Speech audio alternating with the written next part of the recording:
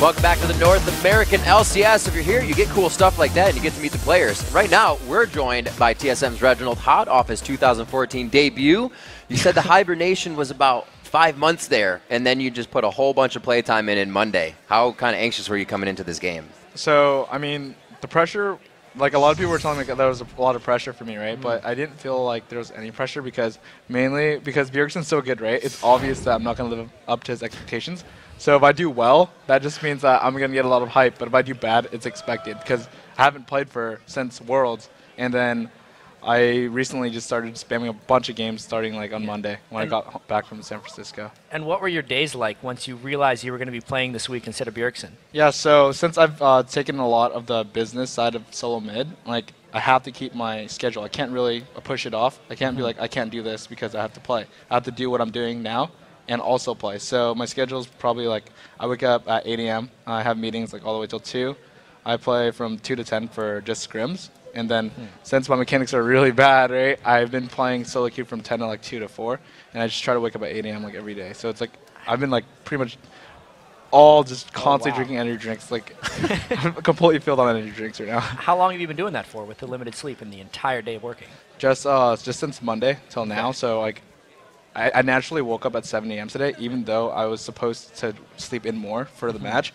Like it was just like 7 a.m. I just naturally woke up.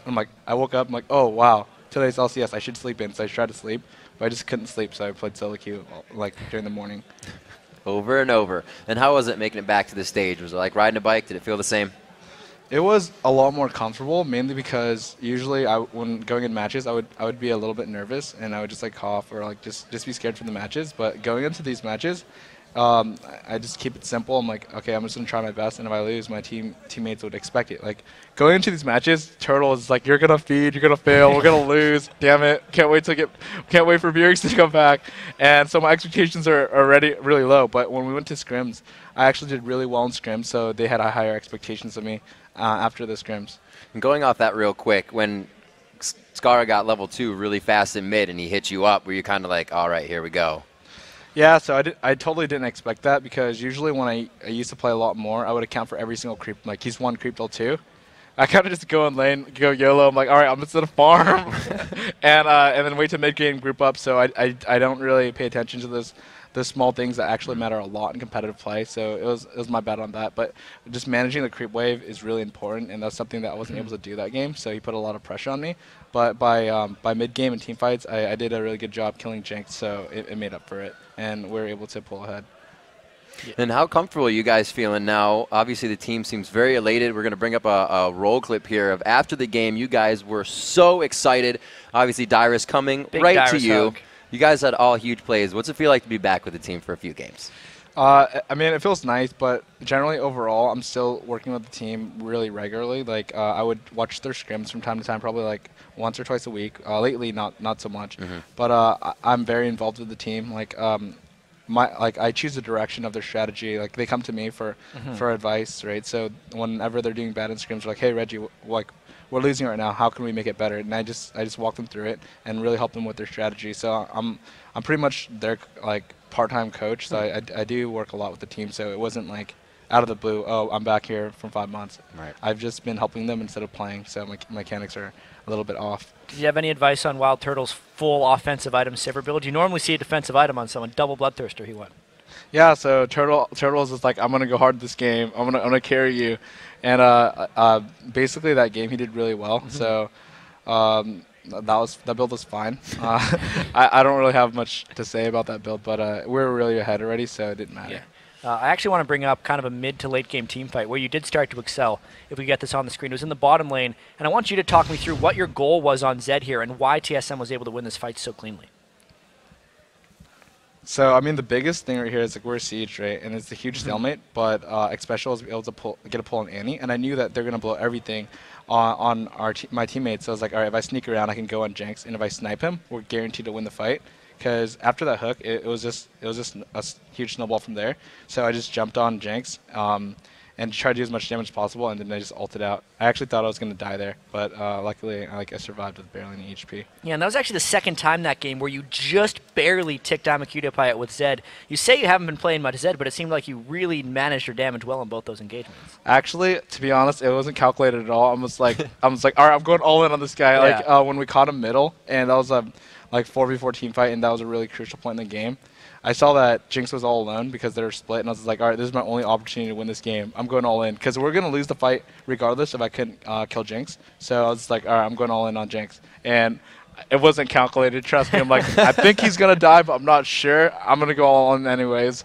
And Annie and Evelyn walked over there. Annie used her ult on me, and Jinx still died, so we came up way ahead on that. Yeah, I mean, you had a couple close calls for sure, but another thing, I remember watching your vlog for when you're saying you're coming in this week. You're expecting TSM to take a hit in the standings for kind of long-term success because Bjergsen will get his visa stuff sorted. But with the Cloud9 defeat today and your win now, you're not going to be dealing with a loss in the standings. Talk to me about that. I mean, it's obvious that the TSM with Bjergsen's better, right? So I would assume that we would take a hit in the standings. So and plus we're playing Cloud9. They're a really strong team. But we came up ahead mainly because I guess that the NA scene is progressing in terms of team play, but like individual play, it's pretty much the same right now. And how did you guys approach this game going in for calls? Did you feel like you'd still be able to throw your voice out in those team fights, or were you kind of on a special mission when you were doing the Zed kind of sneak arounds? I was pretty much on a special mission because I was really focused on my own play. I'm like, all right, all I have to do is not feed and kill Jinx, and we'll win this game. So I was really focused on my own play to make it, like, really making sure that I hit everything, I do everything right. Mainly because when I used to play before, I would make the calls for everything, and I would lack a lot of my individual skill. Like I wouldn't be able to focus on my own play, so I didn't do as well. And so when I was focusing on my own play, I was able to go even and do well in team fights. And that's all I needed to do. Our bot lane was playing really well. Our top lane outscaled Trundle, even though like he had a rough start. So we were able to just pull to the victory. And now going into the game against Cloud9 tomorrow, do you have any extra confidence as you've been able to get the one win against Dignitas that may or may not have been expected? I mean, it sure feels good to win, but still same mindset going in, trying my best. And if we lose, we lose. If we win, then like that's awesome. Because I think we're still going to be rank 1 by the time Bjergsen comes back. Like, all right, dude, we're rank 1, peace. And then hopefully he can still hold it. All right, so we're gonna another Cloud9 question. You guys have yet to put a scratch in the loss column for them. Is this going to be the time, and could it be with you? As you on the roster. Right, yeah. Winless against Cloud9, unfortunately. This is your last chance. Oh, man, why do you have to bring this up in the interview now? Oh, I feel ashamed. But, yeah, that would be really nice to end my career with a victory against Cloud9. I'm like, yeah, we wouldn't want 8 against you, but at least I won, you know. So, or I can say, like, I won last. But, yeah, hopefully we can pull ahead. I think it's going to be a tough game. I feel like if we get to the team fighting phase, we have a really good chance of winning. But individually, I think that High might be able to beat me middle just because, like, I don't know. My champion was really small, and I really need to focus on the mechanics. But even just kind of taking a small step back, realizing now as kind of a coach in the recent success of TSM, knowing you've been with the organization since the start, how does it kind of feel to know how popular you guys are right now?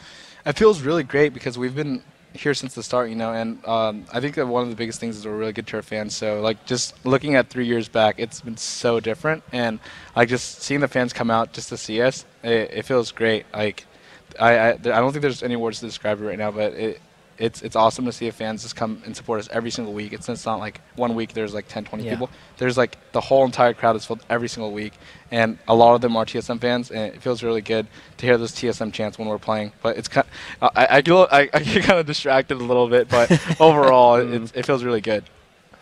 I mean, it has to. It's hard to give back to the fans because they give so much. Yeah. So wins are kind of the only thing you can work with, and then you give a little bit more by taking the time after the games.